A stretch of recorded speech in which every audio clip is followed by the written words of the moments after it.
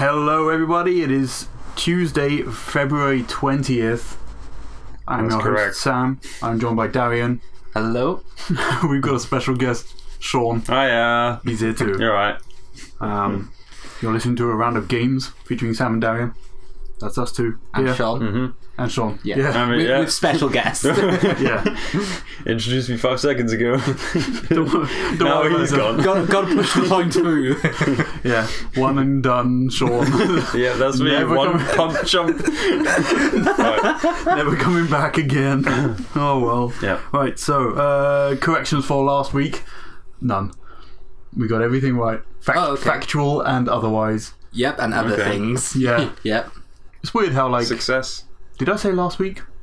Yeah, you did, Yeah. but you meant 2 weeks ago. Yeah. Okay. I gotta remember that we do this. Gotta remember that we do this Oh, yeah. bi-weekly. Yeah. So yeah, episode 2. I think 1 went alright. Yeah. Okay. One This was is fine. this is episode 2. Content-wise. This Yeah. is the second episode. Okay, Yeah. cool. Oh, nice. I'm joining early on then. We've already gotten to guest status. That's cool. No. And it's you. I'm honoured. Are You should be. Yeah. So it's all downhill from here. Yeah. After this though, this is the highlight. Yeah, this is peak. This is it, yeah. Oh, yeah. Peak podcast, this is. Peak podcast for Shaun. Mm-hmm. For me, So usually how we're going to go about this is just chat about like sort of whatever for an allotted amount of time. That's cool. Yeah. And then we'll see how we're doing. Maybe chat about some of the news that's come out over the past 2 weeks. So it's sort of built up, which is nice. Past 2 I weeks. guess. Like 1 week for us feels a bit too short. Yeah. Like doesn't give us enough time to do things. But 2 weeks feels like such a long time without talking to each other about things. Yeah. There's no in between, because like over 1 week, nothing might happen at all, and then within the space of the next week, there just might be like things that just pile on and on and on. So Yeah, so it should be okay for the most part, especially in this, like, it being like the end of February now. It's going to be like sort of the run-up months until E3. yeah. And timing-wise, if we keep doing this every 2 weeks, it will eventually come up to a point where we're releasing one on the week of E3. Yeah. So we'll figure out what we're doing, like recording-wise, that week. We're going to be probably doing a ton of video stuff more than... Yeah, there'll be a lot of audio thing. stuff, E3. Yeah, or we'll put out like more shorter podcast. We'll talk about that like Yeah. a bit closer to it. But yeah, so welcome, Shaun. You ready to chat about some video games I am. or like I'm TV down. or Yep. or TV films movies. or Yeah, okay. any sort cool. of thing? Broaden the horizons. Yeah. Yep. Sounds So good. I'm going to start off with a couple of smaller things that I don't really think are worth. Making a big deal of. Yeah. I ran that benchmark for 15 on my PC a little while back to see how that went. Did either of you like put it on there? No, you check it that's out? how I did. No. Like, what do you think a benchmark is supposed to do? Like a benchmark program before a game is Yeah, out, like, or like when you want to judge, the performance of your hardware. yeah. that you got, So this doesn't seem to be like what that is. No, it's like it's got 3 presets of things like low, medium, or high, and then it runs through this demo which sort of stutters no matter what you're on. It has a score which doesn't make any sense, and at the end it says whether you can or it just says like high or medium or something like that, and then it's at the end. So not quite as informative. But they've said, yeah, you can't well, I mean, if you can go into like the files and change some things about it, but it's just like sort of 5-minute demo of like a battle, some fishing, and some other bits and pieces. Yeah. But they've come out and said like, yeah, we know the benchmark tool, even though you've got like a beefy PC and it's on high, it can stutter and have like weird draw distance issues and things like that. Okay. We promise that the main game will have like loads of options you can mess around with. And won't have any of the issues in this. But I thought the whole point in a benchmark tool is to you to see how well your PC can run it. Yeah. And let you change a ton of stuff. But I don't know, like, if I put it on medium, my PC runs it alright. So That's kind of weird. It's kind of like there's literally no point in it. It's all like kind of, yeah. it doesn't do what it's supposed to do, so there's just no point in it. You can choose the resolution, so you could run it at 4K if you've got it plugged into a 4K thing. But then the stuttering issue and like the graphical defects is still like kind of a mess. Anyway, I swear I've seen some posts of people running that program, and it's been just like, it looks like a PS1 game on some PCs. So and one stuff. of the things you can edit is like character polygon, like sort of count, or like whatever, some sort of rendering thing. And if you put it on 1, everything is like super flat faced and like blocky and stuff. The frame rate's awesome, but everything looks all kind of like weird and like mangled. Yes. But it looked really cool. Yeah. Yeah, so I ran that. That's like fine, yeah, whatever. And Final Fantasy 15 Pocket Edition, I checked out. You did. Did you? I downloaded it. I didn't try it. Yeah. The Steam sounds like my Steam library. Yeah. That's cool. Like the first chapter's free. All 10 chapters are out now. It basically follows it does follow the entire main game of 15. The first chapter, the one that you get for free, finishes when you go back to the city, where you see it being invaded. Noctis finds out his dad's dead. Spoilers. And then it's just before you go through that barricade and get onto chapter 3, the part where you're actually like, where you spend hundreds of hours of the actual game. So yeah, it ends there. Like, it looks kind of cool with the chibi looking graphics. You do get used to it after a while. I was kind of worried about it because they all look kind of weird. Okay. Especially Gladio and his buff as fuck looking muscles. Dorito style. Yeah. The combat is cool. It's all like super automatic. It's just like you tap on the dude and then Noctis will just keep on like wailing on it. Okay. And then you can hold down on guys to like use the warp ability over to them, but like if you just left it there, then Noctis will probably just take out everything. Okay. But it has like not the sphere gridish type leveling system like the console version has, but there is like ability trees which you get, and like ways to upgrade new weapons and things like that. But the problem I found is that there's like minimal to no exploration in the game. You have to like restart the chapter from the very beginning and go through basically the entire scenario again to like get more money or like XP or something like that in it. So it's otherwise it's like straight linear, which sucks. Like I was hoping for more exploration. Yeah, I was wondering how he was going to play because obviously, you know, 15 big, massive open world and stuff. I was going to say, there's a lot of content to kind of... You can steer the car left and right slightly on the road, but you can't drive it around freely. I don't know whether that's like because of the free chapter you're on. Like, I didn't buy the next one. Maybe I could. It's like 99p for chapter 2, maybe just to check it out further. But yeah, like, I was hoping for a bit more. So is it more like kind of, you got a mission, you kind of like tap on the mission, start it, tap on a location, you kind of like go there, and then you get to like the area where the like bad dudes are. Yeah, and you're like going through this corridor of battles. You might have side missions, which like if you're about to leave the area, it says you have unfinished side missions, as if to say like you're not coming back here. Okay.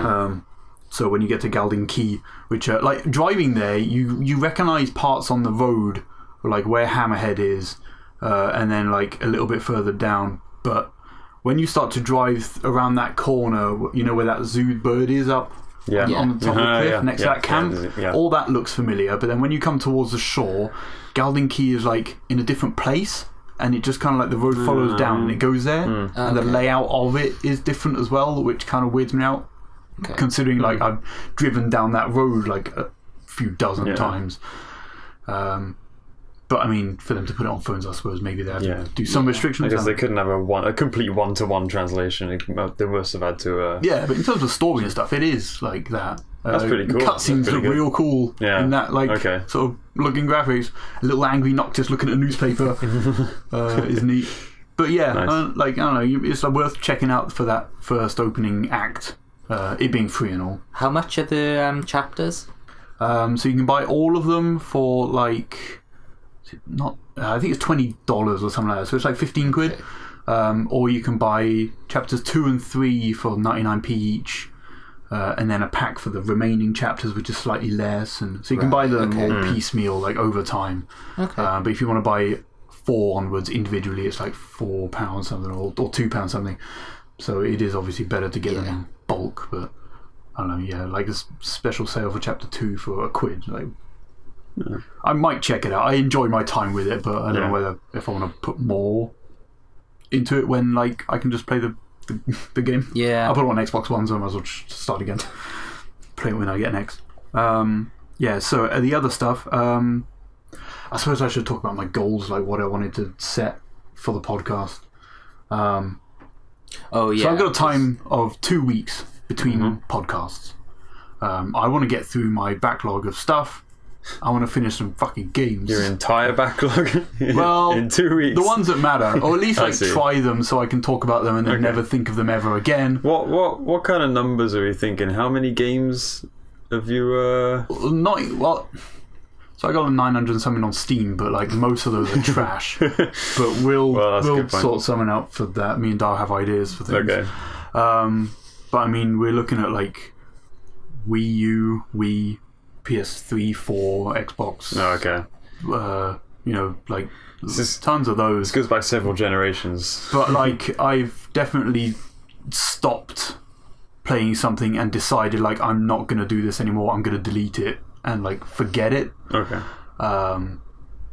So I set myself some goals last week, or like not long after the podcast started, and I decided to finish something between podcasts. See at least one set of credits. Okay. So I'll like try and power through something and play it and finish it. Yeah. Have at least one ongoing game that, in this case, it's Assassin's Creed Brotherhood, which I mentioned last time, which I'm slowly chipping away at. It's just like popping in every now and then. Yeah. Because I finished Origins the time before, and I thought it didn't feel right without playing an Assassin's Creed game.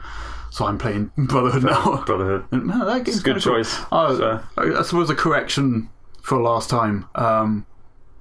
It's not like super low poly. Rome kind of looks okay. Oh, okay. It's expecting like PS1 graphics. It's like walking around the city. It looks quite nice. Yeah. It's just when you spend time in a city that is kind of the same size as that in Origins, and it looks super nice. And like the console generation difference, is obviously there, but. Like, Rome's not that bad. Okay. I feel kind of bad. Like, when I started playing it, I was like, maybe I was a bit mean to Brotherhood, but yeah. And the other thing is to start a new game, which I guess kind of defeats the object of finishing something and, like, attacking the backlog, especially when I start new games, which I have done this time, like 3 of them. Okay. But it's something so I can mix it up between podcasts and have something new to talk about. Yeah. So the game that I finished was Uncharted Lost Legacy, something that I'd had like sort of on the back burner. Oh, cool. Yeah. When I was hopping between that, Assassin's Creed and Horizon is another big one that I've sort of put on hold, and I play it for like an hour or something, and then put on hold for a few months. Yeah. So I sat down with Uncharted when I set this goal. I was like, I need to finish this game, and it's supposedly quite short, so I played it for like 2 hours or whatever and finished it. Yeah. I don't want to talk about this one too much because Shaun's finished 4 but Darian hasn't yet. Okay. And it doesn't I mean, you know Chloe's in it because of the trailers and stuff like that. Yeah. And I suppose technically there's nothing really like, well, there is something I could spoil about the story, but like I don't want to. Because it would mainly spoil it for Shaun because he's played 4. Okay. Okay. But for those who have played it, that final act is really cool. It's something that they've done in a previous Uncharted game, but now because it's on the PS4, so it wasn't in 4, but it's very similar to better. Okay. But it's super cool. Okay. It's a straight up like Uncharted moment, and yeah, it's real nice. It doesn't, like people said before, it doesn't overstay its welcome. Like 4 felt quite long, and I enjoyed like pretty much every minute of it. But this one has like a real nice length to it, and I think the cost of it was right, and it didn't seem to take that long for them to make, considering it was supposed to be DLC for 4. Yeah. So if they wanted to do another one with like Cutter or something, like that kind of length though, kind of short. game. There's like based on. That's 9 kinda acts in this, and there's like 24 or something in Uncharted 2. Wow, that really puts it in perspective. Okay. And obviously that one act in this where you get that Jeep and that map and you can explore this huge sort of open world type area.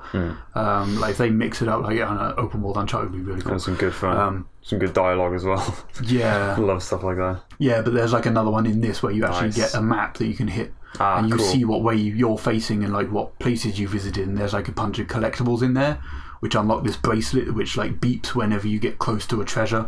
Which you can turn on and off, and it's super cool. And the light bar on the PS4 controller turns red when you're getting closer. Okay.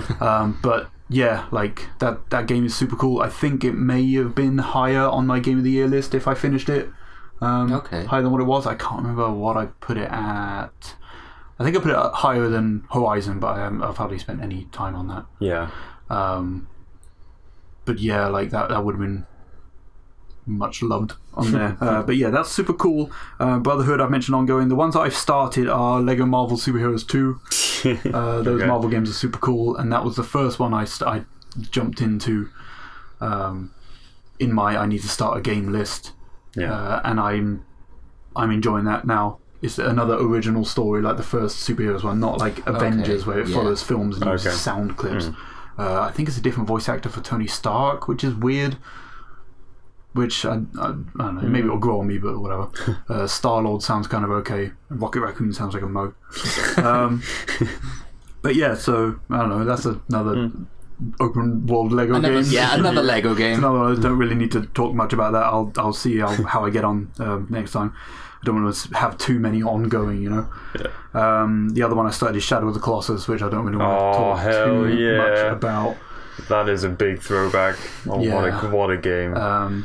Darian needs to do Ico before we can go on to that. Yeah. Absolutely need to do that. You might have seen me or many other people post pictures from the photo mode on Twitter. I've seen that. About this. I took some real cool photos. Some people are taking some incredible photos. Yeah. What I will say about Shadow, which has been quite nice, because I mentioned to you, Sam, earlier in the week how like the marketing for that game was like it was done really well. Yeah, where did you see it?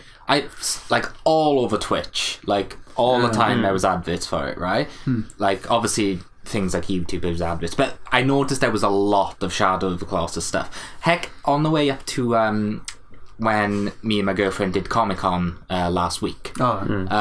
While we were in the car, on the radio, there was an advert for Shadow of the Colossus and like a little segment they did on like Radio 1 for it. Got everywhere. And I was just like, they've really pushed this game, Mark, which has been really nice. Yeah. Like, I think it's done really well. They did. I should have wrote down the figures.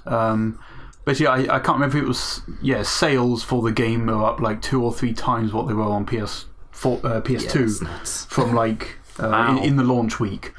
Like obviously over the past 13 years since it came out, like fan base has grown, and obviously more people are playing games now. But to have that much of a jump for like just a remaster, like if the Metal Gear Solid HD collection didn't put Bluepoint on the map, like this certainly has. Whenever you see Bluepoint now, you see it and think like this is going to be quality. And they've already put up job postings about remastering another classic game. Wow. And we're thinking it's going to be more like Shadow of the Colossus than it is like remastering a PS2 collection, like Metal Gear was or anything like that. So like whatever they do next, I'll check that out because this looks like incredible. I haven't tried the performance mode, which apparently unlocks the frame rate, makes it like quite high. But the visuals are kind of low. I'm having it locked at 30, which is like super smooth. That's fair. But the like visual fidelity on it runs at like 4K and it looks outstanding. Check my Twitter for I posted a bunch of pictures on there. Darian, stay away. I tried because like I assume Shaun's seen a lot of things from the game anyway. Monster like boss, because the bosses in that is basically what the entire game is. No, I completed it. The puzzles are like how to defeat the bosses. Yeah. And like otherwise you're just like traveling just to where the next boss is. Just right. There's like Blue Point have added collectibles in this. There's like 70 something of these gold coins. Okay. And when you do it, there's like a secret thing that you can find. There's also a reference to Last Guardian in it, but I haven't found that yet. But yeah, like we need to go through Ico. You can do Ico in like one sitting, so we'll try and do that. Yeah, so it's very short. We'll try and do that to get you onto Shadow Colossus. Maybe we can talk about it for next time.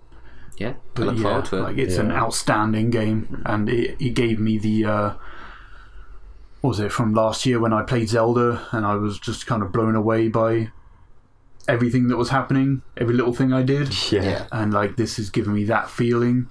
So we'll see if that sticks with me throughout the year, just like what Zelda did. But yeah, I'll try and finish that by next time. I'm like halfway through the bosses. 16, I'm on 8. So the other one I played, the final one that I started is Dandara. This sounds new. Yeah. So it's new. It's on PC, PS4. I bought it on Switch.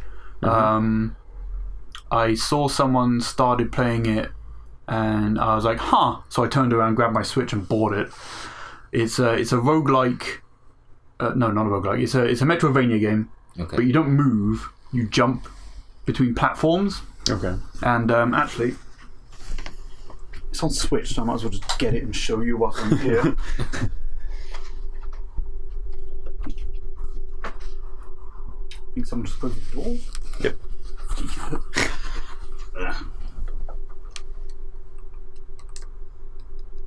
Damn it, right. So you're her, she's Dandara. Okay. And you do that and then hit A, and then you'll like jump to some platforms. And you can't jump to anywhere that isn't one of those white platforms. Okay. And then that's a door, so you hit A and go through it. So like it's straight up Metroidvania in that you've got like a map which unlocks as you go through places. And obviously places are gated off because you haven't got those abilities. It's touchscreen, like fully touchscreen, so you can like even sort of charge shots and like jump just using the touchscreen on it. Story's a little confusing, sort of at like where I am at the moment. Something has killed lots of people, and I don't know. I wasn't really paying attention to what people were saying because it didn't really make any sense. And there's like sort of what's it called in Dark Souls where you like die and then you go back and run and get your souls? Retrieval. Okay. It's quite simply, it's so like if you die, your like little points leave like a little grave or something, which are like money to use on upgrades. Right. They get left there, and then you have to go run back because it teleports you back to the camp, and then you have to do like a souls run or whatever to go and get it. Huh. And then you've got abilities or like you upgrades to your health and the amount of magic that you've got, and things like that. And like I saw Brad played it on UPF for about 5 minutes. Actually, you kind of booted it up, and then as soon as I saw how you moved about and like the potential of what it could be, this is an interesting gameplay mechanic. Yeah, I checked in; it's like 12 quid, so I bought it kind of immediately. Especially when you can like, because you're not going to fuck up a jump, you can just kind of hit A and just travel super fast around the map. So you can't like miss the platforms. No, so if you spin the stick around, you can see where you're going to land. Yeah. So you can do some cool precision stuff, and like shooting dudes seems quite easy. What I mean is like a couple of bosses, they're cool. If you're like on the ground and then there's like red at the top, not white. Yeah, you can't land there. No. Okay, cool. You only land where the little triangle is. Okay, that. But I got kind of super into it, and I haven't really played it that much. And there's puzzles of like sort of. I suppose platforming puzzles is a bit of a weird way to put it, but you sit on these platforms and then they move only when you're sitting on them, so you have to kind of like judge when to jump off of it. And but yeah, it's like super cool. It's a pretty cool way of like navigating the whole map. Yeah, like you can't. There's no moving around, running around or anything. It's all jumping across walls. Yeah, the HD rumble in it seems to do something as well, because like when I was on like a certain area, it started like vibrating stronger. Like there might be a secret, but I don't know how to get there yet. And I also love the visuals. It looks super cool. I'm a sucker for the pixel art. I love this stuff. That's pretty freaking cool. It's like highly animated too. Yeah. But yeah, I need to get like further on that in order for it to sort of make an impact or whatever. I got that on an alternate account so Shaun can download it on his Switch when I'm done with it. Nice. So. But that kind of does it for me. Shaun, tell me about Kingdom Hearts. Okay, well, where do I start? Straight in. So let's start with the story. There's a lot going on with Kingdom Hearts. Okay, so Saul's a little boy on an island. He's this 14-year-old kid on an island. Lives with his buddies, Tidus, Waka, and Selfie, which is kind of cool. I thought you meant the other friend. And, Riku and Kairi. Oh, those guys! They're only minor characters, so you don't really care about them. They disappear, you know. Saul's buddies, Tidus. You don't even see him for most of the game. We go to play Blitzball, yeah? Waka's a dope. Yeah, he discovers some door on his island. I don't really want to talk about the story. Oh, I don't know. In that much detail. Probably what we're going for. We're going for a long time. Yeah. The first one's set up for characters more. Yeah. So anything. I've finished the first one. I've seen all of Chain of Memories because trying to play Chain of Memories using the card system is a bit hard to handle. I find it quite difficult to get used to. Someone else who is super into Kingdom Hearts said that the Game Boy Advance version is better than the PS2 one. I've heard a lot of people say that. Which is exactly how I felt. Yeah. And the Game Boy one's kind of cool. But I don't know what they did. I feel like Chain of Memories would be a lot better for people story-wise because you got the cutscenes in full 3D and stuff. You know, all it was HD cool and all seeing that stuff. stuff in sort of little sprites of Soul and stuff attached to each other. But it was cool, you checking out the intro to that game though, wasn't it? Like playing it and seeing just kind of how it is and that sort of stuff.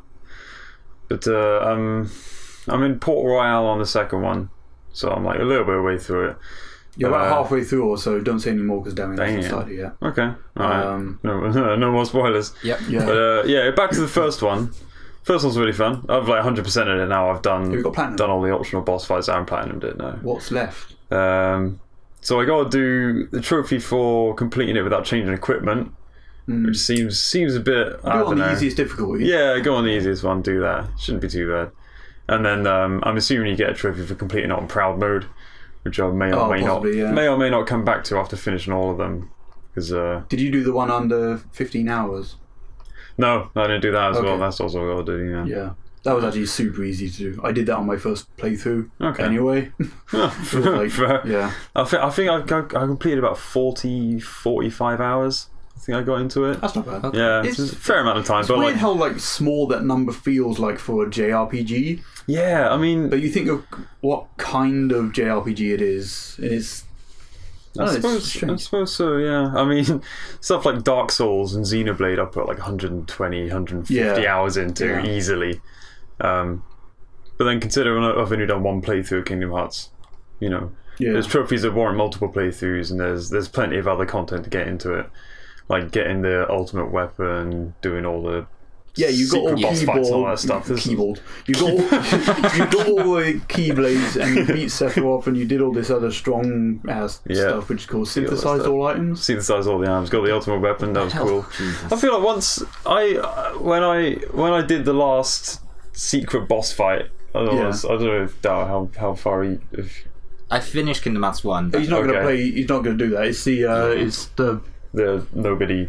Who'd fight the Organisation 13 guy. It's the guy from the Organisation guy with Coke. When I fought him, I was level 93. I had the ultimate weapon. I synthesized a ton of cool armor and stuff. So that fight was basically just mashing X until I won. Yeah, okay. It was surprisingly easy at that point. I was like, "Oh, this is the hardest boss in the game. Good luck." And he messaged me back a photo not a couple of minutes afterwards of him dying. Yeah, and this was 10 minutes after beating Sephiroth, and I was like, "Yeah, I had a hard time with Sephiroth. That was I died a few times on that one. Well, it's a bit different mechanically, I find, with that one. What were you on normal? I was on normal, yeah, normal, yeah. You should watch that AGDQ run of actually, it might be Kingdom Hearts 2, Yeah. where they did it. Yeah, I think it was Kingdom Hearts 2 on as a level 1 run. Where they played through the entire game that was stuck at level 1. Like they used whatever abilities to do that. And that Sephiroth boss at level 1 is kind of insane because they have to like perfectly dodge his attacks, know exactly what he's about to do. It's really insane, but it's like super cool to see. I can imagine that. Imagine how rewarding that must feel to do that on level 1. Yeah. That's crazy. In front of like loads of people too. Like nerve wracking. So yeah, you done one. You're working your way through 2. You seem to have gotten really into it. I'm really enjoying. Yeah, I really. First time playing 2. Yeah. I really enjoy Kingdom Hearts 1. Like the combat system took me like 5 minutes to get used to. It's better in Final Mix than it was in like the OG version. Oh really? Yeah. Okay. It's a lot faster. It gives you a lot more mobility than like the original version of 2 of 1 did. Yeah. But then now that you're playing 2, you can see what they've done to the system. It's just massively improved anyway. It's just you get to mash things X flow more. a lot easily. You got a lot more variance in the combos you get to use as well. Yeah. There's like a lot of different ways of approaching combat, as well as having the different forms to use, which really changes it up a lot as well. As pretty big improvement. I'm looking forward to when Xandiarr gets to it. Yeah. It's really something to look forward to, and the story's fantastic as well. Like I'm loving all the Disney stuff going on. Like, it's cool seeing those characters and like seeing new worlds that weren't in the first game. Yeah. Especially when you come across ones that you don't know are in it. You don't know any ones that are in 2, do you? No, not really. I mean, apart from the ones that like might be ones that obviously come back over and over and over again. Right. Yeah, like I don't want to keep going back to Agrabah, but they keep sending us there. Bloody Olympus Coliseum seems to be in every single game as well. I'm glad what they did with it, because in Kingdom Hearts 1 that was just like a battle arena. Yeah. Now they've added more story stuff to it. It's actually kind of cool. How does the story kind of like play out? Not like in detail. I just mean like, so Kingdom Hearts 1, you're kind of going through it, and like even though it's like structured in an okay way, you know what's going on, you also know nothing that's going on. Like, the jump from 1 to 2 story wise, like how much more do you know now, and how well is it kind of like eased you in? I guess you did Chain of Memories as well. Sora's mission is to go through the worlds and eradicate the Heartless. I mean, like Sora's main mission in, I guess, all the games, I suppose, maybe. I haven't finished them all, but in Kingdom Hearts 1 and in Chain of Memories, and now what I've seen from Kingdom Hearts 2, it's just he wants to find his friends.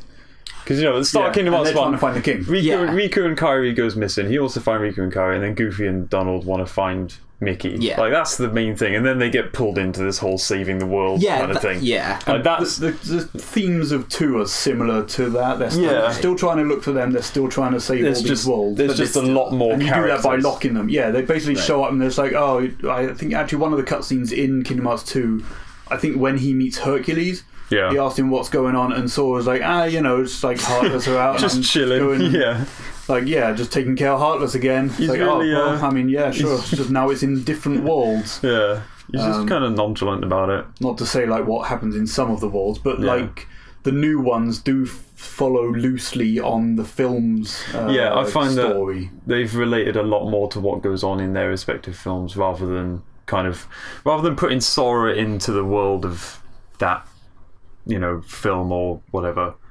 In the first one, in the second one, it's actually following like the events that happen in the worlds or events that happen in the movies. Okay. Yeah, they just integrate Sora into that like as just another character. Yeah. Okay. Which is cool. Like you get to see a lot of dumb cutscenes in. When they're queuing up on that one world and then they all get into that fight at the start of Kingdom Hearts 2, probably the first world that you go to. Kingdom Hearts 2. Where there's like the big guy and the small guy and they all start knuckle sandwich. Big guys, knuckles. This sounds familiar. They're standing there. There's a camp. Oh yeah, I got it now. Yeah, like it gets really stupid. That was pretty funny. But the knuckle sandwich going. Kingdom Hearts 1 didn't really do like any of that stuff. No, they can't. They kind of just put Sora, Donald, and Goofy into the universes and the stories of like they were just watching Atlantica or Halloween Town or whatever, and they kind of did their own thing. It wasn't like exactly what happened in those stories. They kind of just put them in with the characters in mind. Kind of made their own story, incorporating the Heartless into that. But now, like, the Heartless and, what's going on in Kingdom Hearts 2 is kind of separate, not really separate, but kind of like a secondary thing compared to what goes on in terms of the stories of the worlds. Which is kind of how it happens, like, in the other games as well, like later on in the series. But there is that sort of like underlining story of like the Heartless and Xehanort and all this other stuff. I think it's probably Birth by Sleep, the prequel, is when you start to learn about like what is actually going on. Okay. Just like MGS3. And like sort of when it gets to the prequel part, you find out who is actually like who this story is about, as opposed to everything you've seen beforehand, and like what their goal is, and like what like might actually happen. Because like you don't meet Xehanort until Birth by Sleep, and you don't meet the boss until Metal Gear Solid 3. But those stories are about those two people. Okay. And what their effect has on, the other main games. Yeah, okay, and then, that's cool. Like when we get to Kingdom Hearts 4, it's going to be amazing. But yeah, oh man, I can't wait to play Metal Gear Solid 4 with Dara. No, Metal Gear. I mean. Okay. Yeah, I was thinking then. So that's another decade. I didn't question it because I thought you were trying to make a joke. No, well, they said that Kingdom Hearts 3 is going to be the final one in the Xehanort. It's not Sora's final mission, but it's like the last Xehanort one. Oh, okay. Who I guess you have neither of you have even met Xehanort or heard. I've heard of his name. All I know is his name, and I guess because he isn't mentioned at all in 1 Chain of Memories or 2. I'm assuming maybe he might come up. It'll be later when you get to this place in Hollow Bastion where they talk about was it scientist? Okay, because that's scientist Xehanort, isn't it?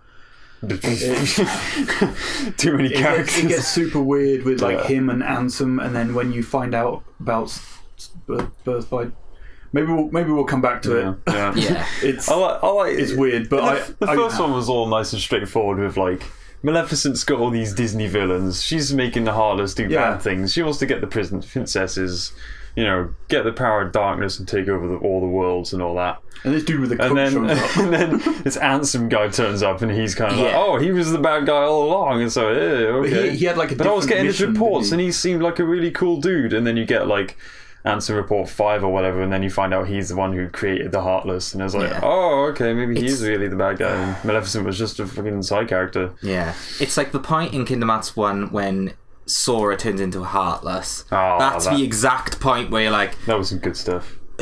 Shit is going on that you don't quite understand in general, right? But I think as soon as you turn, well, not you, but Sora turns into a Heartless, I think that moment, and then from then on, where you're kind of like, alright, there's a lot to like find out here. There's a lot to process. You haven't watched the cutscene of Days yet. Lore-wise, there's a lot that goes on when Sora's a Heartless. Like that's a massive impact. Point.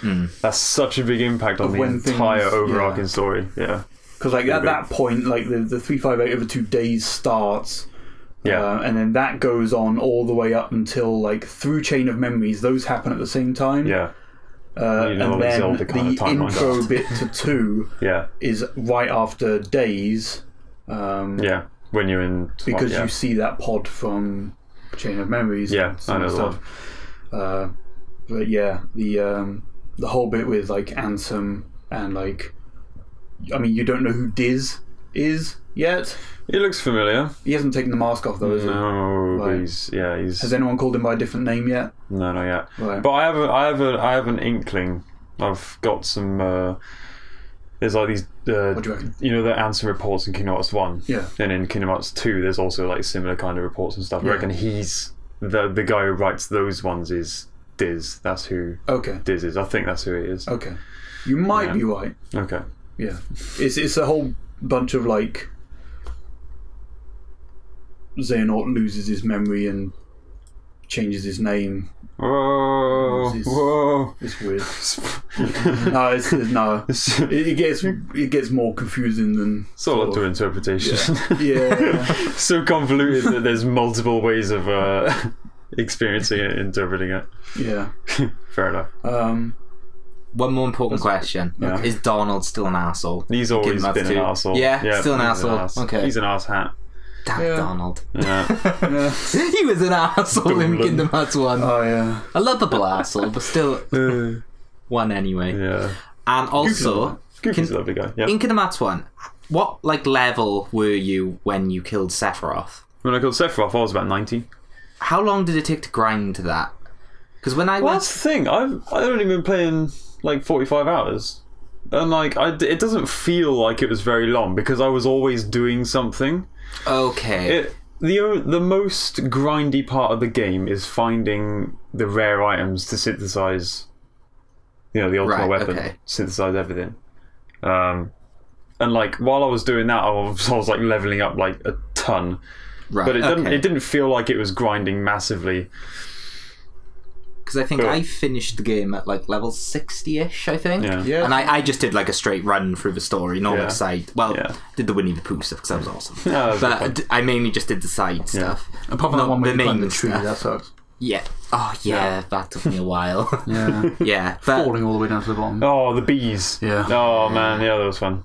But I jumped in Sephiroth and was just like, okay, yeah, let's try this. Yeah, by accident. And I was like, oh, cool, Sephiroth. And like, literally one hit me. That's how I first experienced him. I was like, I went into the question, there's 5 question marks or whatever after doing the other cup. They turned up and I was only like level 30 at this point. Oh, so I'm like, oh wow, it's Sephiroth. Yeah, I remember he's in this game now. Yeah, one hit kill. Yeah, exactly. And I was like, yeah, he's really hard, and he has like 7,000 health bars. Yeah. So that was that's it for the Kingdom Hearts block. All right, we should move on. There's a lot more to say. Have you played anything else? I'm going through Breath of the Wild as well. Oh, I'm having a really fun time with that game. Ongoing. Yeah, that's going to be ongoing for Beast? several years.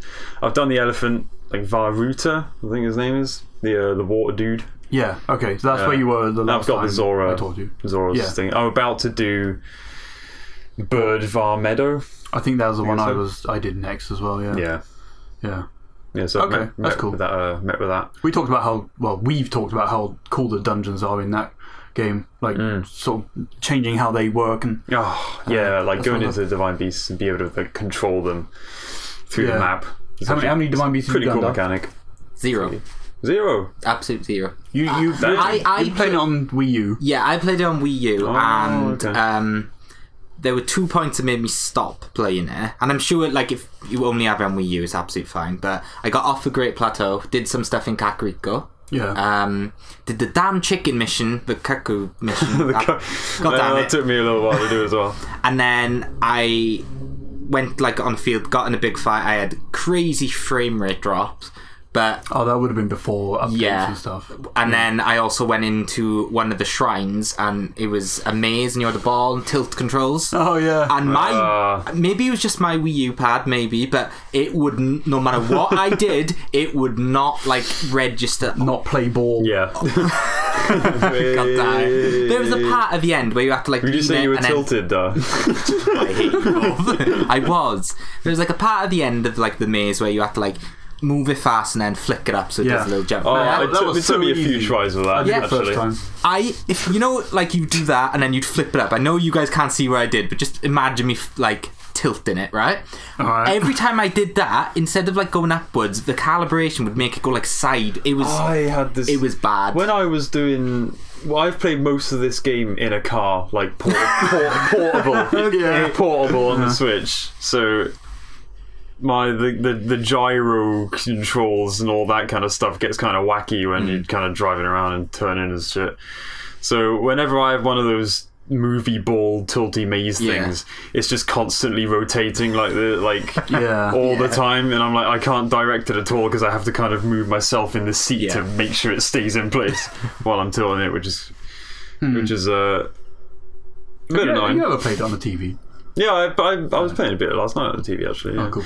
Those opportunities don't get very far between because I'm kind of busy, but still. Having a Switch being portable is an amazing way to experience so cool just being able to pull it out. It's fantastic. It's incredibly useful. Cool. Yeah, Zelda's a good game. Zelda's a good game. Yeah. I wouldn't say it was worth 10 out of 10. No? Not gonna lie. Really? I know a lot of people are saying, "Oh, best game ever." Better than Ocarina of Time. 10 out of 10. It's one of the best games ever. 9 out of 10. Fantastic game. It's the best Zelda game.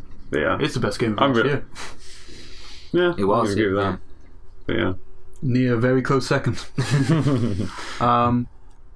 Cool. Okay. Yeah. Zelda. Good stuff. So anything else? Right. Or is that... Kingdom Hearts and Zelda have basically been my life for the past couple months. Sort of the odd bit of League of Legends, but don't need to go into detail about that. Yeah. Okay, what about you then, Daz? So me, I've been doing cleanup.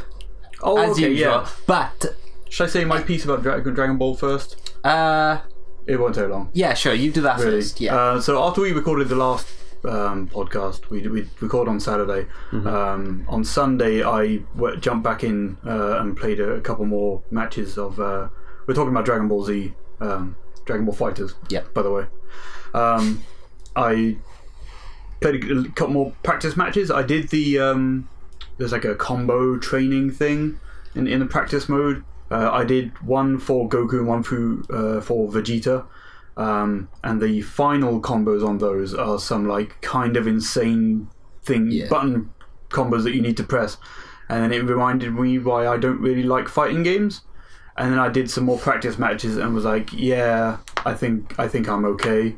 Like completely ignoring how positive I was when we talked about it. And I was like, yeah, man, I really want to get into this. Like, I'm really cool. And then I'm like, oh no, wait, I suck. I remember why I never played. I don't really want to play these. Yeah. So I deleted it. But something good did come out of it, as that Blu-ray box behind Shaun. Points out. So I bought season 1 of Dragon Ball Kai. Dragon Ball Z Kai. I do want to sort of check out season 1, the characters and the story and stuff from it. So there's 4 seasons out at the moment. There's probably enough episodes left for 1 or 2 more. So 140 something. 140 Kai was and so I've seen the first 6 episodes. Yep. A lot of things that are like sort of coming back to me from when I saw it on TV before. The whole thing with Snake Way, I somewhat remembered, but in this it's 3 episodes instead of like 30 or whatever it is, 10 from the original Dragon Ball Z because of the whole Kai recut. Like that, I sort of recognised nothing about Raditz, Goku's brother. You couldn't remember that, could you? No, I mean I recognised him from like seeing him in the games and stuff. Okay. Like I didn't know he was Goku's brother or like what his massive hair was about. I remembered Piccolo losing an arm and sort of remembered him regenerating it like a lizard's tail. Not just like that sounds familiar. And an arm appears. So no spoilers or anything, but get used to that. Yeah, just get used to that. I would assume he'd do things like that quite a bit. Krillin's an idiot. Him standing outside Chi-Chi's house in a little suit. Trying to tell her about Goku being dead. Goku dies. That's weird. Okay. Did you expect that? Like, I mean, away? I know he died because he's in the like heaven type place. And I know like you can bring it back, and it's an anime. Everybody dies all the time. So like, that's fine. I know Gohan trained with not really with Piccolo, but like I know he trains at one point and becomes like Superman. Someone said this story is basically Superman, of like his home planet getting destroyed, then sending him to Earth, and then him being like a super, like having like super strength and stuff. I mean, but like not knowing. Kind of like he was sent to Earth to just destroy it, and then he banged his head, and that made him be like, okay, I'm a good guy now. Yeah, because he forgot his mission. But like, I don't know whether he was sent there to actually destroy the planet and like knew that, or whether he was sent there and he was just like a baby. He had no idea what he was doing. He had no idea what he was doing, but he was sent there, and he knew he was sent there, and he was evil. I'm sure his dad sent him there to like just save him because Frieza was about to blow up this planet. Also, why is Vegeta named Vegeta when Vegeta is a planet? Is that name ever addressed, or is it just like we named you after this planet? Yeah, there's a kind of reason for it. It's nothing like too in depth. Is he like Ego or something? No, like Star-Lord's dad. Not a living planet. No, not quite. Okay, Nappa looks cool. Yeah, Nappa's cool. Please tell me they didn't cut the over 9,000 thing out of this. I think they do. I think instead of the like, it's over 9,000, screen they usually do. I think they just say 9,000 instead. That's not too bad. I might be wrong. Okay. I can't remember. Alright, we'll see. Maybe it'll be in the next episode, or soon anyway. I don't want to watch too many of these like a week, so we can like have sort of an update on it each time. We both, so you're watching it along with me. Yeah, because I'm still watching Super at the minute, because that's ongoing. How weird is it going back and forth between those? A little bit. But it's because I'm so used to the series in general, because I've seen like Dragon Ball Z like tons of times, and Dragon Ball Kai I've watched like at least once in full. Yeah. So I'm so used to the characters, like going back and forth, it doesn't bother me at all. Yeah. It is kind of weird seeing how everything starts off when like where I am now. I'm like, this is things have changed. But yeah, it's pretty cool. It's really nice to actually like go back and watch Kai again from the start. Yeah. Yeah, I'm enjoying it. I can definitely tell like the scenes that they redrew or like or are new ones to like fill in the gaps. Yeah. Because some look like super sharp and like nice colour, and then it cuts back to sort of this anime looks like it's from the 80s. Yeah. Like it is. There's a lot. Yeah. But like, not to say that's bad though. I think I struggle with a lot of like being interested in older anime because it's sort of dated. Like it hasn't like it's aged well. But yeah, like something about this art style and stuff, it seems to hold up real nice. It does. Also, it's goofy as hell. Oh god, Goku's an idiot. Goku, where he thinks that monkey is King Kai, and he's like, oh, maybe he wants me to act like a monkey, and then he's walking around going, woo. It's so good. And then King Kai standing there is like, oh, that looks like fun. He's like, who are you? King Kai is one of my... Goku says he wants to be trained by him, and he's like, okay, tell me a joke, because King Kai thinks he wants to be trained in the art of like humour. And then Goku's like, oh no, I don't know any jokes. And he tells the most stupidest of jokes, which are actually really good. It's so good. And I sold my car for gas money. Yeah. And then King Kai loses his shit. Are you watching it in Japanese or English? English. Right, so in English, when King Kai tells Goku a joke, he does that Nokia ringtone. Yeah. That's so weird. It is. Like the I don't know why. Like, and that guy at the start, that like farmer dude with that rifle, he's just rolling around in like a Chevrolet truck. Like there were weird Earth references in this. Okay. Like I didn't expect to see. Yeah, but then there's also dinosaurs in it. But then there's dinosaurs running around hunting Gohan, and he's using his tail for meat. Yeah, that's never touched on. No, but just accept it. That's how it is. So I also started reading so we're watching Dragon Ball Z Kai. Obviously, technically season 2 of the Dragon Ball stuff, if you count Super as 3, and then Dragon Ball as 1. I'm reading the manga of Dragon Ball because I've had that for ages. I've also got Z as well, actually, so I might see if I can catch up and then sort of read them in parallel.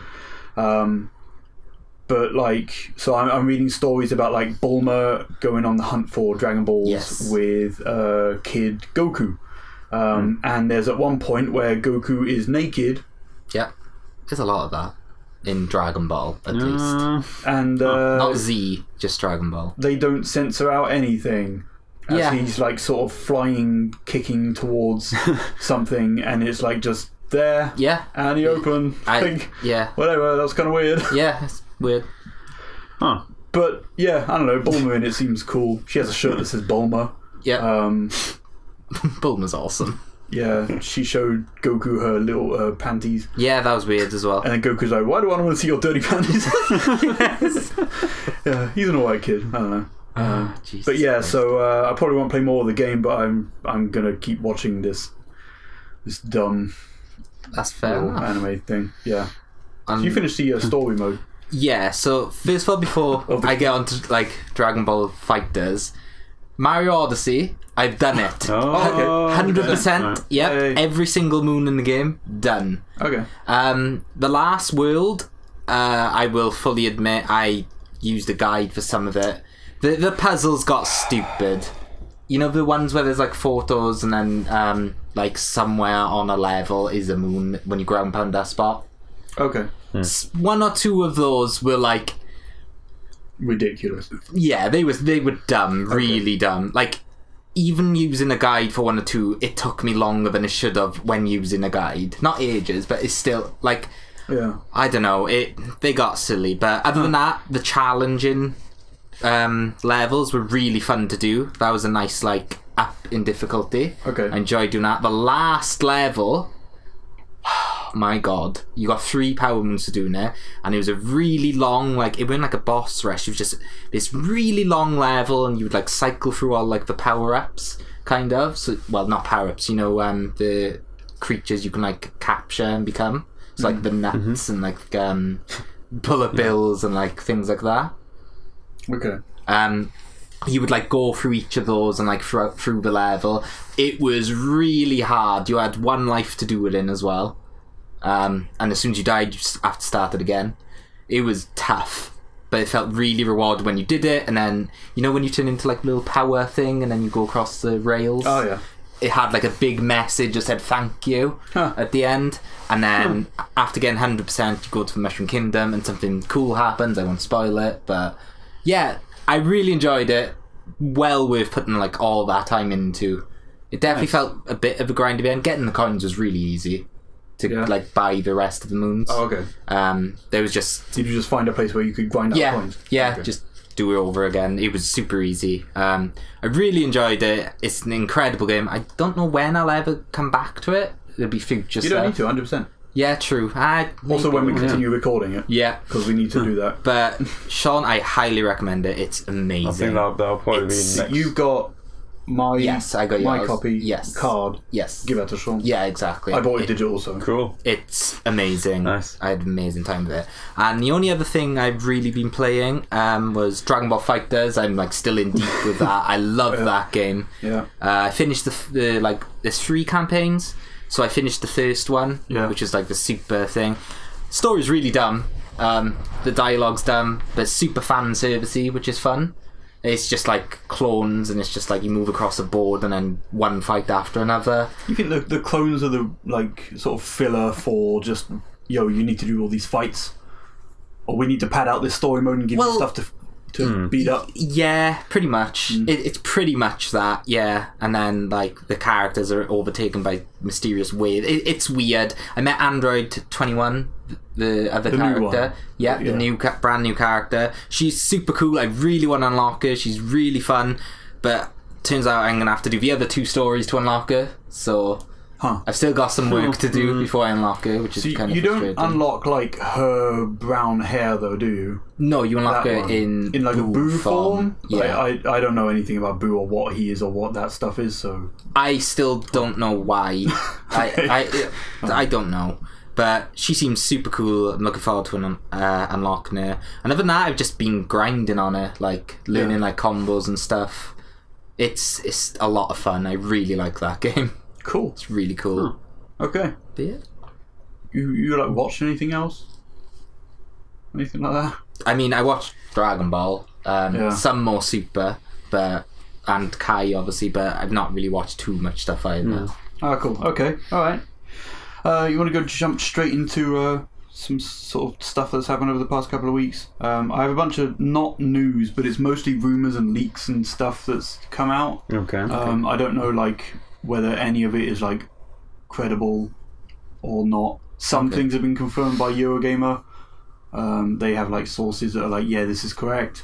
Some pieces are from people who have had things correct in the past. Right. So like some of it could be true, some of it might not be.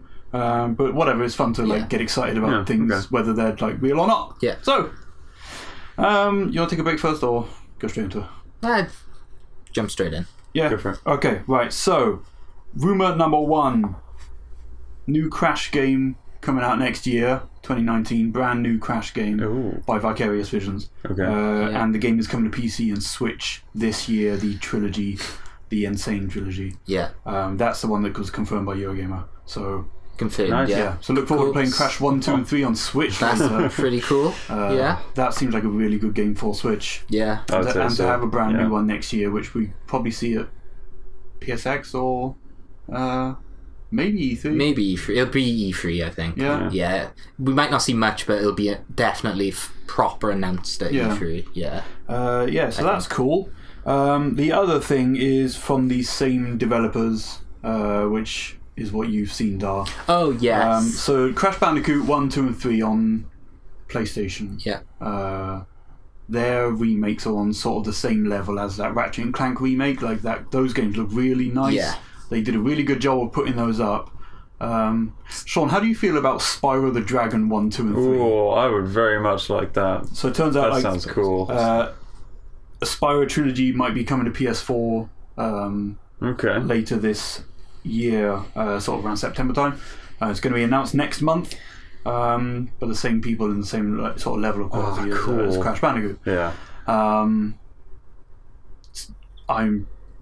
really hope that work turns out to be true. That'd be pretty cool. Those Spyro games are really cool, like the ones pre Skylanders. Actually, Skylanders when Spyro got a bit weird. I mean, Enter the Dragonfly on PS2, I'd say. Yeah, I think just the original trilogy were like peak Spyro, and then it started to slowly go downhill. I think. Yeah. Maybe some people still did really enjoy those. Skylanders is great, but the first one is a Spyro game, and then they removed his name, and it became something completely different. Right. So you can't really even class those as he's just a character in it. Yeah. So that's cool. This year's Call of Duty, supposedly Black Ops 4. Going to PS4, Xbox One, PC, and Switch, and it's set modern day. I am really interested in that. I've literally didn't get called this year, so I'm last year. Yeah, last year now. Sorry, I had no interest in the year before the Black Ops 3 one either. Yeah. Oh no, what was the year before? No, year before. Infinite Warfare. Infinite Warfare was the last one. Right, the one before that was Black Ops 3, and I really wasn't. They added 4-player co-op. The story in it sounds super cool. Like the whole going into people's minds and doing stuff, and it's kind of awesome, some VR shit. But yeah, it'll be cool to see what this Black Ops. They usually announce that somewhat before E3, and then Sony will have a video on there. I'm looking forward to it. I will be getting called this year, definitely. If it's good, if it's Black, if it's good, and if it's Black Ops 4, because I don't know. I'm sure Battlefield 1 and also World War 2 COD. Yeah. I'm sure they're really good games. I played the beta as well, but old style combat just isn't my thing. Even if it's been sped up World War 2 is. And COD is arcade. Anymore. It is arcadey when you play it. Super fast paced and stuff. It felt good playing the beta, but it's not the same. I love the modern combat, so I really hope they go more forward. Maybe I hope there's no jetpacks. I know there will be, but at least it's not different from the other shooter that came out last year, Star Wars. Oh well, the less said about that, the better. Talk about that. Something that I haven't got written on here, but in relation to Star Wars, is that Disney and LucasArts are looking for other developers to give the license to. So basically, that 10-year deal that EA had, they're kind of pulling it away because they put out 2 games, one of which is a sequel, and they're not great. Well, I'm sure somewhere in the contract... And it's been, 5 years? Or something like that? Since then? They cancelled, 2 games, and one of them we've heard nothing about. Gotta go some... I want it to go somewhere else at this point. They're looking at other developers to give it to Ubisoft and Activision are some of the ones... Ubisoft will probably have one out by the end of the year if they get it. It'll probably be some giant open world thing, and it would probably be really cool. It'd be really good. And if Activision put it out, it might be maybe it'll be a shooter. Yeah. And maybe it'll have microtransactions in it, but at least they'll put it out and it'll probably be good. Yeah. like at least it will come out. So yeah, we'll see how that goes. Hopefully they do something with it, because whatever EA is doing or what EA is not doing is a mess. Red Dead Redemption 2 had a like sort of info dump of game modes and things. It's going to have first-person mode like the PS4 version of PC version and stuff of GTA 5 had, as well as like some online modes, which is like kind of like capture the flag, that sort of shit, and online battle royale mode. No, that sounds familiar. So, Red Dead Redemption cool. with like last man standing thing. That could be like, how much hype is for Red Dead already. Okay, here's a question: how do they get onto the how do they enter the battlefield? Horses with parachutes. They parachute out of... Parachute? No, you jump off a cliff. Okay. And the horse has a parachute? Yeah. Okay.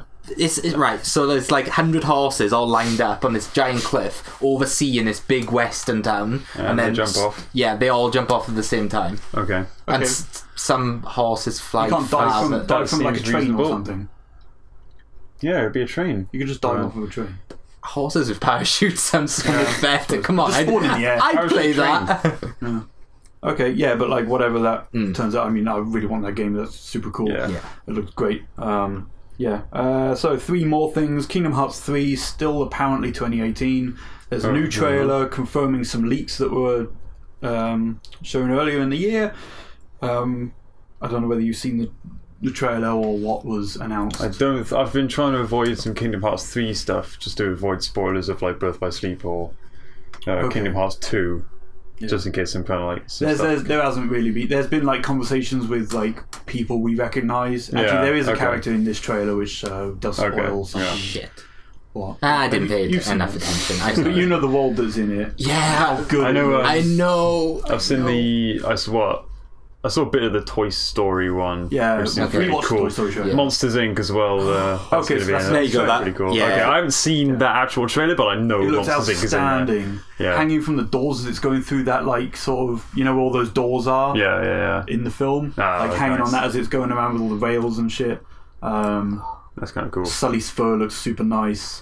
They transform as well, like they transform into toys. Yeah. They transform into like monsters. And Goofy's this weird green looking thing with his eyes all pointing out. And Donald's this Cyclops. And Boo, that little girl, points and goes, Mike Wazowski. Yeah, so good. I don't know if this is legit or not, or if it was fan edited, but apparently I saw, like the thumbnail of the trailer has a screenshot where it's like Sully and Mike in the corner, but the like bar covers Mike's face again. I don't know if that was intentional or fan edited. I haven't seen that in the that'd be so clever. That's really funny. If that it's so good. Yeah. I hope that's real. So like it still comes out this year. They said, well, apparently we'll get to that. Apparently there was some talk about them saying a release date at E3, but Square Enix would come out and said, we haven't confirmed that. It was like a mistranslation of a tweet or something like that, which sucks. I don't know. But yeah, that trailer shows off new and like past characters. And the final thing is Metroid Prime 4. They've been really like sort of coy about who's developing that game. Yeah. Well, they haven't said it, but they said like, don't worry, it's like respectable people, and it's like, we got like a really good team working on it. It turns out it's Bandai Namco.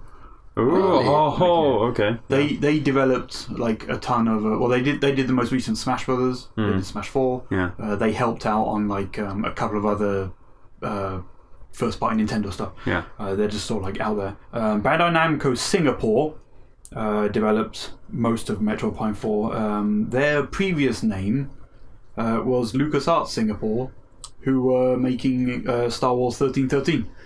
Okay. Cool. So I don't know whether they've been working on that since that game was cancelled, which was quite a while ago. So maybe not. But it has since been passed on to Bandai Namco Japan, the like main sort of place, and the Singapore studio is working on a different Switch exclusive, which is said to be Ridge Racer 8. the next Ridge Racer is going to be exclusive to Switch, which is weird because 7 was PS3 exclusive and 6 was Xbox 360 exclusive. Oh, so it's Nintendo's turn. So yeah, kind of. Fair enough. It's been a while since a Ridge Racer game, so Unbounded was that last one, wasn't it? That wasn't great. But yeah, like whatever the 1313 team can do with Metroid Prime. It's going to be first person because it's a Prime game. Yeah. But we'll see whatever that turns out to be. No word on a release date of that though. Fair enough. But yeah, I thought that was super cool. Yeah. And the final thing. So Laura Kate Dale, this lady who she works on Kotaku now. She's leaked a bunch of stuff in the past for various Nintendo things, most of which have come out, turned out to be true. We haven't got a new Earthbound, or was it Mother 3? We haven't got that yet, which she said. Yeah. But a lot of stuff she has said has turned out to be true. And I think this is the one. Mario Party 11. Oh, okay. Like a load of details. I haven't read through this list properly. I've skimmed it a couple of times, but I thought I'd go through it with you because you seem to love Mario Party. Yeah, here we go. Too much for some reason. Yeah. Give me the deets. Okay, so we don't want it to be like 9 and 10. No. We want it to be like sort of 4 through 7. 1 through 7. No, not the older ones. The older ones are really good. Yeah, but the 4 is better, you know? How they control, yeah. Oh, yeah, okay. So we got features, we got visuals, other details, and something else. So features for Mario Party 11. Let's say if this is hot or not. So split Joy-Con support, which I think means you can pull the controller off and so we've got 2-player there, like that sort of thing. So you don't need as many controllers, so you can always definitely play multiple player. Yeah, that's fine. That's cool. Local play supports up to 4 switches online. Okay. Ooh. Leaderboards for minigames. Okay, I like that. I like it. Party matches, which are random mini games for fun. Yeah, you just jump into whatever. Which is kind of what that 3DS game is, the top 100, I guess. Ranked matches. If you win, your rank goes up. If you lose, it goes down. Ranked Mario. Oh my Mario Party. Right, Wii Sports. Let's go. Oh my god. Okay, so level system inspired by Mario Party Star Rush, which you level up and you unlock new game modes and shit. Party points are back and act as XP. Okay. Most efficient way of earning party points is through online matches. That makes sense. By leveling up, you unlock new characters, mini games, and smaller modes. Sort of. All right. Yeah. Not mini games, but no, they're modes, they're always there. 1080p, 30 frames docked, 720 30 handheld. Local multiplayer is going to be pushed heavily as it supports split Joy-Con. Yeah. Minigames will make use of all the features in the Switch has to offer, including HD Rumble and the IR pointer. Ooh, okay. And then finally, we got menu and UI feature touchscreen support for handheld. That's kind of neat. Yeah. 10 characters will be available from the start, with 4 unlockable. Okay, that's not bad. And gameplay still relies heavily on luck. Yeah. Of course. Well, okay. Well, it depends what luck it is. So the mini games in Mario Party, right? They're always luck ones. They're always, and I'm fine with those. When you go around the board, roll the dice. That's luck. I'm fine with that. That's what a board game's like. There's always random aspects and stuff. I love that. That's the fun part. Yeah. The only thing I don't like about luck is when you've got 9 and 10, you've got the boss battles. Yeah. Yeah. And then it's just last person to get the last bit of damage, gets an extra gets an extra 30 points and just wins. It's really annoying. Man. It doesn't feel fun. I remember that now. Yeah. Having to last hit it. Yeah, it's the luck thing could change because it's in development. Yeah, no, but that's what I mean. If it's luck in general, they mean how you move around the board and stuff, numbers. Yeah, that's fine. Luck will always be a part of Mario Party. It's a fun thing. Oh, also there's a story mode that features bosses. Oh, okay, cool. So that's cool. Boss modes will feature bosses from the story mode, but with added characters and other tweaks. Cool. So there's a boss mode, like Boss Rush kind of thing. So that's that. We're going to take a quick break now, and then we're going to come back with some dumb stuff. Darren and I have a feud to do, and then we're going to play a game with Shaun whilst he's still here. Yep. Cool. Dumb stuff. Sounds cool. All right, we're going to move on to something I want to make a sort of regular thing. This one will technically last until the end of the year, so that doesn't help. Long way to go. But it's something called betting. I wanted to do something like this dumb thing for years, and Darian and I finally figured out a thing that we can disagree on, but make into something fun. So earlier we talked about Kingdom Hearts 3 and how that most recent trailer had 2018 on it. So we're going to start with our very first bet of something easy, something easy to like agree like which side you're on. I think it'll come out this year. Darian doesn't. No. And we've got terms if for the other person if like whoever wins or loses really. So if it comes out this year and I win, Darian has to stream 1 hour of The Lion King for the Mega Drive. I know nothing about that game. Cool. But the only thing I know is you said, good luck, you're going to enjoy the game over screen. It's not an easy game. I'm okay with that. God damn it. And if Darian wins? If it doesn't come out this year and is pushed back to either next year or later, myself and along with Dan, he's kind of roped in on mine. Yeah. We need to record a short mini-series of at least 4 videos of A Bug's Life for PS1. Oh, wow. Which I remember sort of... I've seen a demo of it not that long ago. I remember it not being great, but not being bad either. Like, it's not terrible. Well, maybe it is terrible. I don't know. It might not age well. It's been a long time since even I've touched it, right? But all I know is the annoying over here flick happens a lot, and it's not great, man. So you can enjoy that because it's not coming out this year because Square Enix like to do this thing called tease. Okay. Go on. Sorry, I think it will come out this year. I have faith. Yeah. Cool. Okay, I'll do 2 hours of Lion King then. Yeah. So I originally said, let me just change that on here. So I did put 2 before, but I thought maybe that's a bit unfair. 4, 5. But if it's 2 against 1, then all right, you've agreed to that. It's on record. I'm okay with that. You can't edit that out. No, I'm okay with that. Sweet. So yeah. So there's our bets. Like I said, that's probably going to last until like the end of the year because it will probably come out in like November or something. So we're not going to know until then. Yeah, 2019. So we'll see if there's anything that comes up where we're like, yeah, we can make a bet on this. December 31st. Then we'll do something like weird around then. Yeah. So on to the final part of the show. We're going to play a game since Shaun's here. I like games. Yeah, I like games. Games I like cool. Games is why we're here. I like quizzes. At the end of the day. Okay. Quiz type games. Okay. Yeah. Okay. That's fun too. Shaun's like, I don't like those. I like guessing things. Oh, that's all right. That's a bit more fair. That's a bit more fair. Yeah. Okay. Mario Party, luck, guessing. You know. Yeah. So I went through a list on Wikipedia for games of years, games of the years. Okay. Awards. Okay. There were a ton of like outlets on there. Some like more so than others. Like IGN is on there, GameSpot.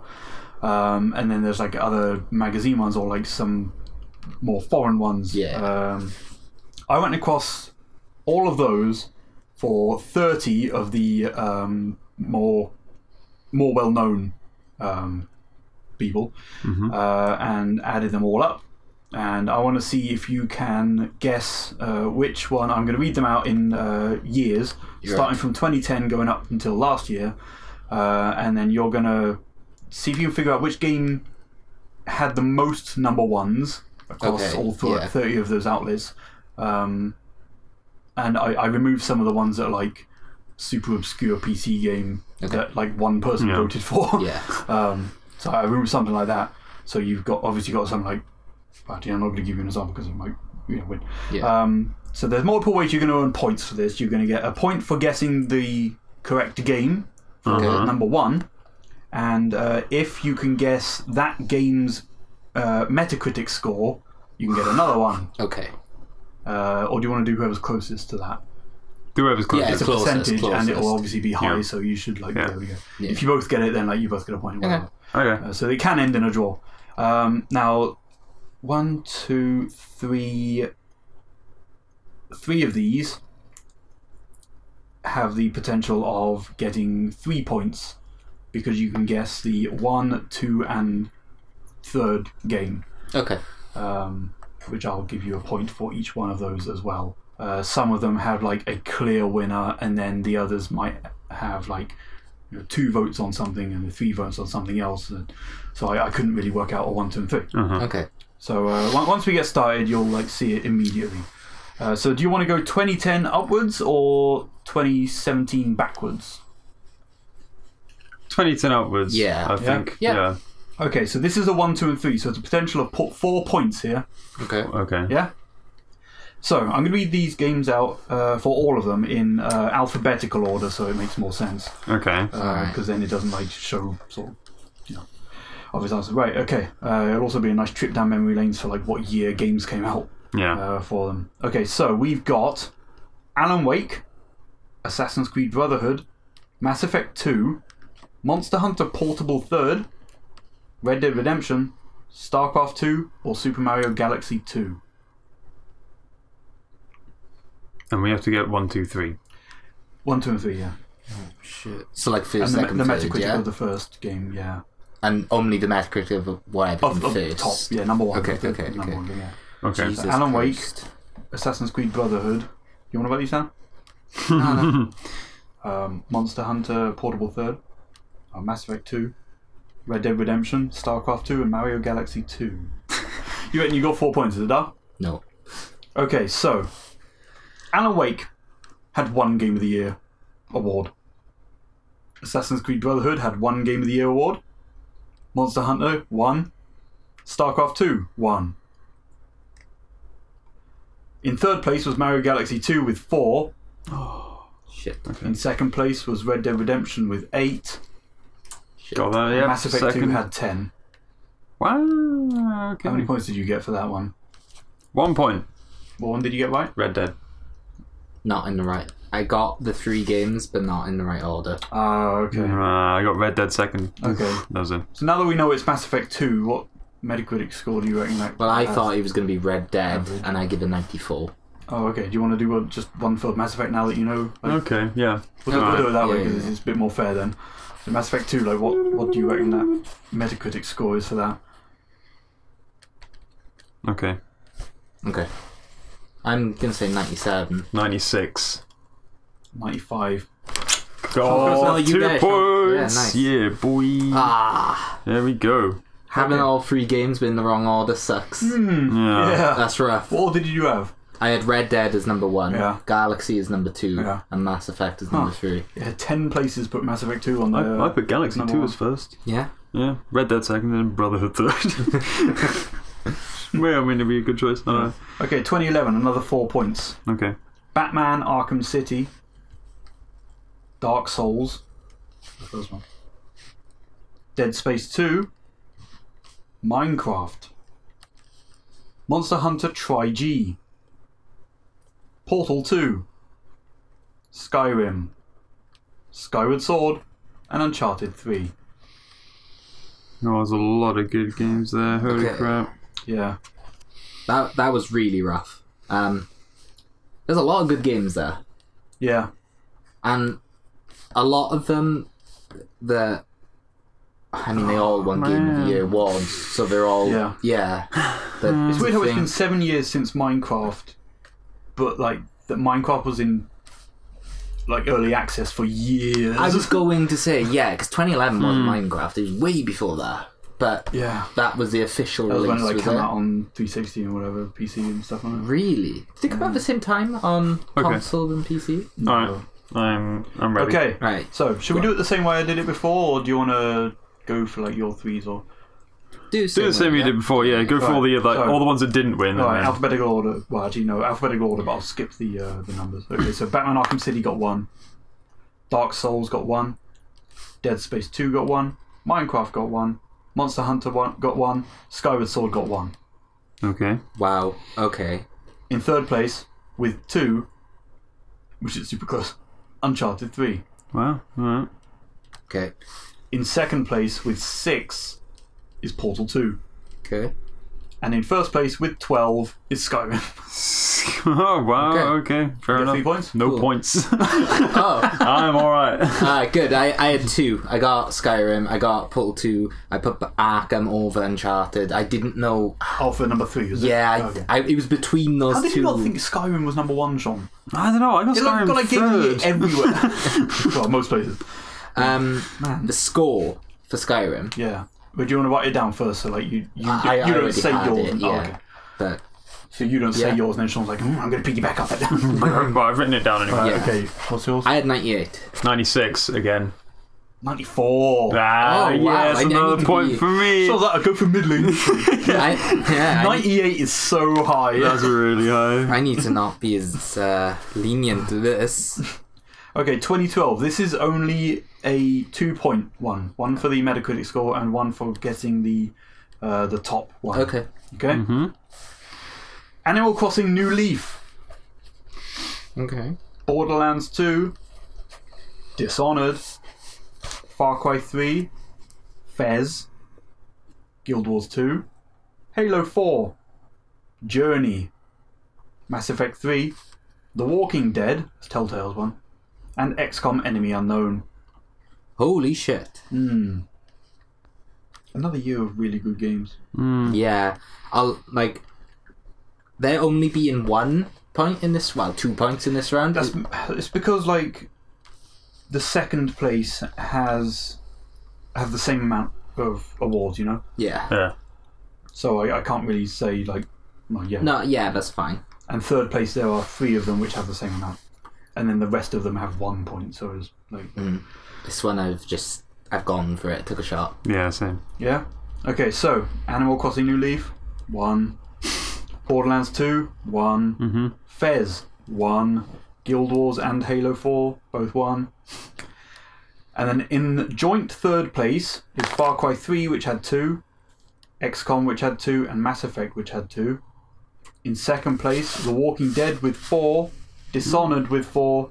And with 6 was Journey. It was quite evenly spread out there. Journey was Shit. number 1. What'd you put? Okay, I put Borderlands 2. I put Mass Effect. Okay. I thought Borderlands 2 did way better. People didn't like Mass Effect, remember, Sean? Oh, yeah, I remember, that's- yeah. And people weren't... I mean... Really? I thought Borderlands 2 was really well received. No, I thought it was the... it was like memes and stuff, wasn't it? Oh, okay. I thought it was Borderlands the 2 was- one after that. But No. Especially a year when, like, XCOM and... I don't know, people super like Journey. What do you reckon then? Alright, Percentage? to make a new one. So, for what? Journey. Yes. Okay. Alright. You heard? Yeah. Sean? 96%. 92. 92%. Oh, nice! You don't get bonus points for getting it bang on. 2013, it's got 4 points. Okay. 4. Okay. Oh, yeah. I think this is the last one that has 4 points, yeah. Okay. Okay, so Bioshock Infinite. GTA 5. A Link Between Worlds. Monster Hunter 4. Papers, Please. Super Mario 3D World. And The Last of Us. Alright. Okay. Are you top ready, 3, Sean? yeah? Yep, I'm ready. Okay. Top 3, right?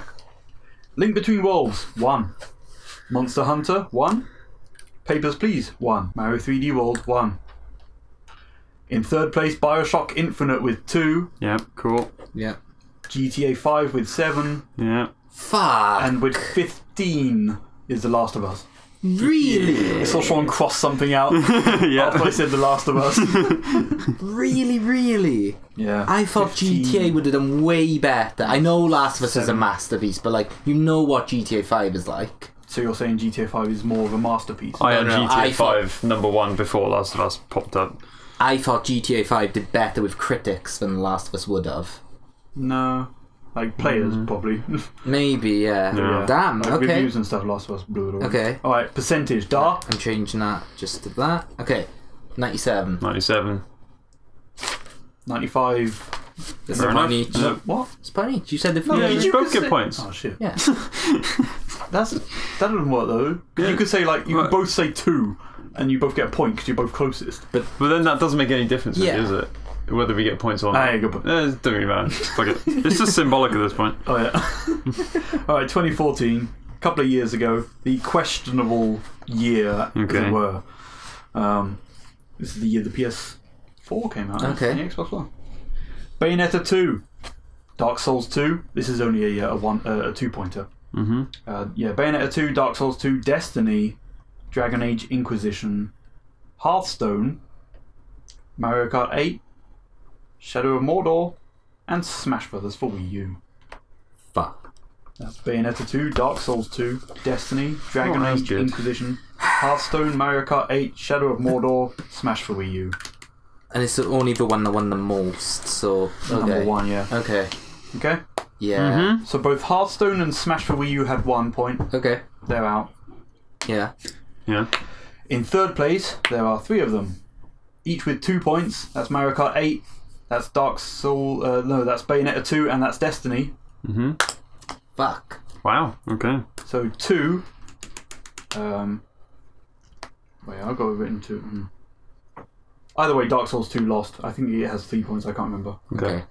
Shadow of Mordor got 3. But in number 1 was Dragon Age. Oh, what was number 2? With 11. Really? Shadow of Mordor had 3.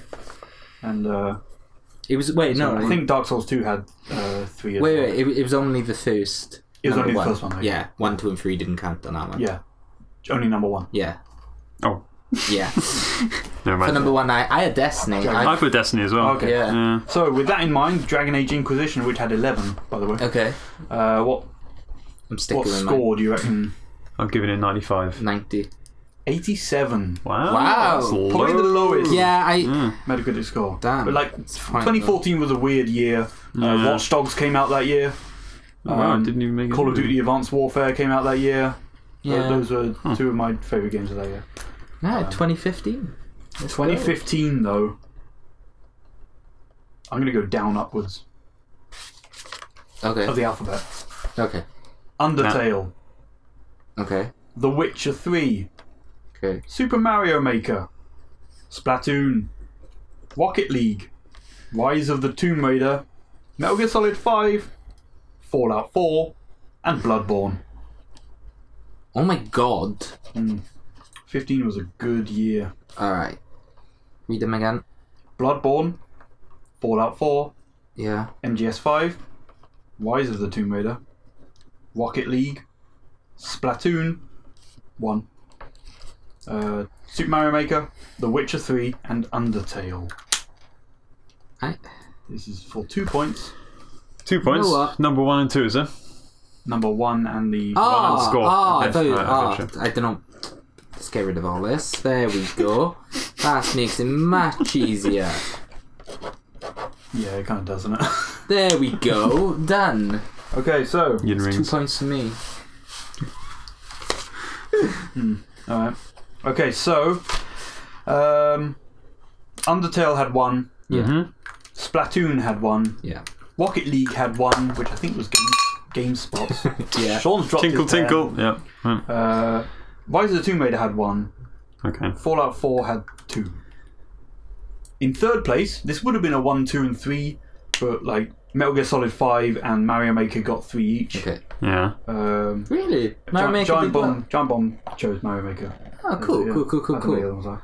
So in second place, with 5, is Bloodborne. Bloodborne, yeah. I had that second. And Good The shit. Witcher 3 in first with 11. Yeah. Yep. Cool. I'm glad we didn't do Percentage. 1, 2, 3. I would have got wiped. Yeah. Like, You number got 1. Witcher? Yeah, but the other 2 were way off. Okay. Percentage, go. 98. 98. 92. Well, You both good Yeah, points. good job. both good point. But, yeah. Yeah. It doesn't really... It's No. kind of pointless, isn't it? Pointless. Okay, 2016. Alright. Interesting releases. Okay, remember, all of these are like Game of the Year, or one Game of the Years in like at least one outlet. Okay. Yeah. Battlefield 1.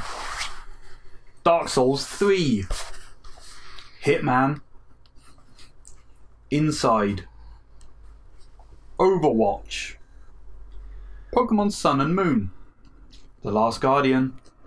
The Witcher 3 Blood and Wine. The Witness. Titanfall 2. And Uncharted 4.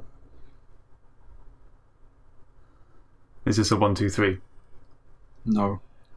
Just the 1. It's number 1, yeah. Number 1 with score. Yeah. Okay, read it again. Battlefield 1, Dark Souls 3, Hitman, Inside, Overwatch, Pokemon Sun and Moon, The Last Guardian, The Witcher 3 Blood and Wine, The Witness, Titanfall 2, and Uncharted 4. Some good games. Okay. Yeah. Okay. Battlefield 1, Dark Souls 3, and Hitman all had 1 point. Okay. Hitman went to John Bomb. Pokemon Sun and Moon, 1. Yep. The Witcher 3, Blood and Wine, The Witness, and Titanfall 2 also had 1. I should have known, of course. It's weird because Blood and Wine is like an expansion. I know it's the size of a new game, but like, I don't know, it felt unfair. What did you put, Shaun? Hitman. Oh. Okay. So in joint third place, The Last Guardian and Inside both had 2. Yep. I know Game Trailers went Last Guardian. No, Easy Allies went Last Guardian. Game Trailers did Hearthstone on that year. Right. So in second place was Uncharted 4 with 5, and with 14 was Overwatch. Yep. Oh wow, okay. I knew that one. Okay. I distinctly... Well, I didn't, I guess, know that What percentage do you think Overwatch had? 95. 94, I said. 91. Wow, Darryl one. gets a point. Ooh, I'm losing the Okay. late game, yeah. Oh. Last year, the final frontier. Yep. Is it just a 2-pointer? Yeah. It's going to be super easy. Yeah, I've already done it Last- before you say. Breath of the Wild, Nier, Persona 5, PUBG, and Mario Odyssey. I'm okay. This is only a 1 in the score. I'm okay. Shaun's done? Yeah? Yeah. Yep. In joint third place with 3 of them, Nier Automata had 1, Persona 5 had 1, and PUBG had 1. Yeah. In second place with 3 was Mario Odyssey, and with 19 19. was Zelda. Yeah. Yep, Breath of the Wild. Breath of the You Wild. got it. What score? I said 98. 99. 97. 97, Oh, okay. Yeah, nice. Fair enough. Still super good. Yeah. I'm really happy with that. The last 3 years I cleaned up because it's the last 3 I know I've watched. Basically became video show and stuff a lot. Yeah, remember this is like magazines and No, websites I know, but and all this stuff. yeah. Okay. So How many Alright. points did you get, Don? Tally these up. why did you not do it along the way? I don't know. 2, 3, How many 5, you got? 10.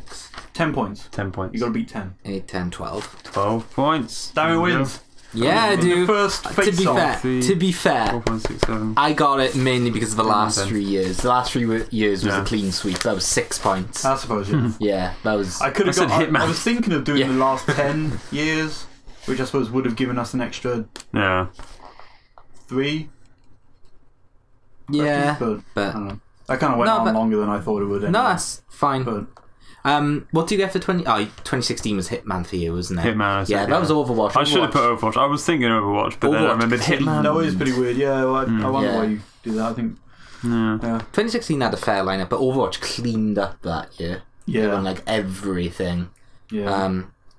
And then obviously the most recent 2017 Breath of the Wild like cleaned up as It's well. pretty obvious, yeah. Yeah. PUBG was Giant Bomb. They did that. And 2015 was obvious. Witcher 3 has just cleaned up everything in sight as well Yeah. that year. So Just like Skyrim. yeah, There are some that are like so obvious. the biggest surprise I had Dragon Age was pretty. 2012. Oh, yeah, Dragon Age, yeah. which was Dragon Age 2012. No, Yeah, it was. Yeah, it was. Dragon Age was out in 2013. No, 2013 was last of us. 2014. Sorry. But 22. When was the PS4? Oh, 2014, yeah. Yeah, 2014. PS4 was 2014. Yeah. that's right. Ignore me. It was 2014 Dragon Age was. Yeah, that was the big surprise. It did really well. 12 was Journey. Yeah. But yeah, I don't know. So yeah, that was this game, interesting. and I won.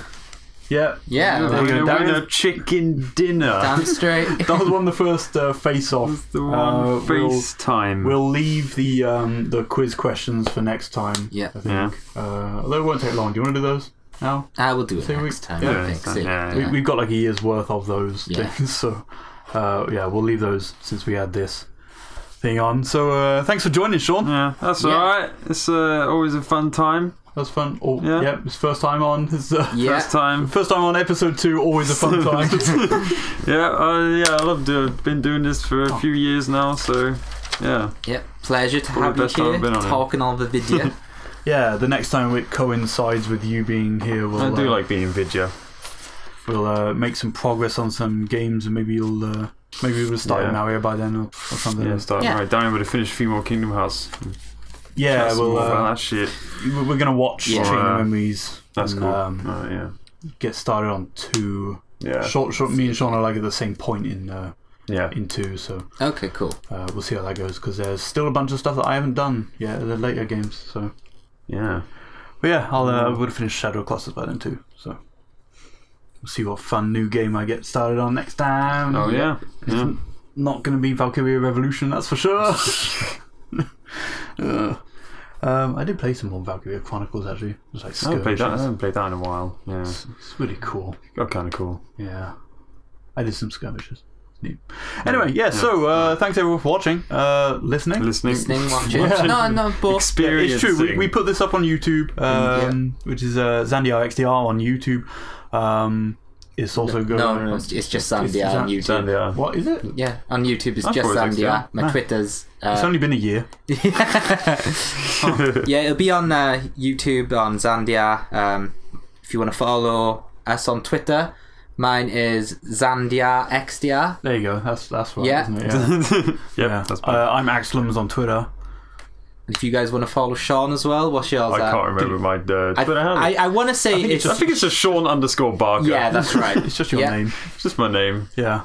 He's on there. He'll post pictures of it. Just be memes. And stuff. But yeah, that's it. Leave a comment if you want to just let us know how the show's going, what the differences, if anything is improved from last week. Last week. Man, we got to start last this podcast. Week, so say podcast, not week. Yeah, it's last podcast. There we go. Not week. Yeah. All right, that makes more sense. And what you would like to see in the future, and if we haven't got anything wrong, I do like to point out corrections. I do like to make that stuff clear. I don't think we've messed up. But you never know. Yeah, anything we're ever not sure of, I'll always say, don't quote me on that, or I'm not sure about this. That's what you say it a lot. Yeah, exactly. Don't quote me on that, but I don't know. Yeah. So don't quote me on that, but we'll see you in 2 weeks' time, and check back the channel over the next couple of days, because stuff's going up kind of all the time. And, keep watching that Sonic team. Oh, it's in good shit. Yeah. Yeah. We get better at it, I promise. Don't quote me on that. I hope so. So yeah, thanks everyone for listening. We'll be back soon.